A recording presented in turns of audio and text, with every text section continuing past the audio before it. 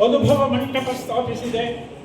ಅಲ್ಲಮರ ಸಾನ್ನಿಧ್ಯದಲ್ಲಿ ಅಂತರ್ಜಾತಿ ವಿವಾಹಗಳಿಗೆ ಒತ್ತು ಕೊಟ್ಟೆ. ಅಲ್ಲಿ ಸ್ತ್ರೀಯರಿಗೆ ಸಮಾನ ಅವಕಾಶ ಕೊಟ್ಟೆ. ಸಮಾಜದಲ್ಲಿ ಶ್ರೀಗಂಧದಂತೆ ಪರಿಮಳ ಸೂಸಿ ಅಂಧಕಾರದಲ್ಲಿ ಬೆಳಗಿದ ಪರಂಜ್ಯೋತಿ ನೀನು ಬಸವಣ್ಣ. ಬಸವಣ್ಣ ಶರಣರ ಪಂಕ್ತಿಯಲ್ಲಿ ನಡೆದು ಬಂದವರು, ಜಾತಿ ಪದ್ಧತಿಗೆ ತಿಲಾಂಜಲಿ ಕೊಟ್ಟವರು, ಕನ್ನಡ ನಾಡಿನ ಸಾಂಸ್ಕೃತಿಕ ನಾಯಕನಾಗಿ ಮನಗಳಲ್ಲಿ ಬೆಳಗಿದವರು, ಭಾರತೀಯ ನಂತರ ಪರಂಪರೆಯ ಧ್ರುವತಾರೆಯಾದವರು ಅಣ್ಣ ಬಸವಣ್ಣ. ಅಣ್ಣ ಬಸವಣ್ಣ. ಧನ್ಯವಾದಗಳು. ಮೈಸೂರು. ಅದಾದ ನಂತರ KS ದಿನೇಶ್ ಕುಮಾರ್ ಅಜ್ಜಂಪುರ.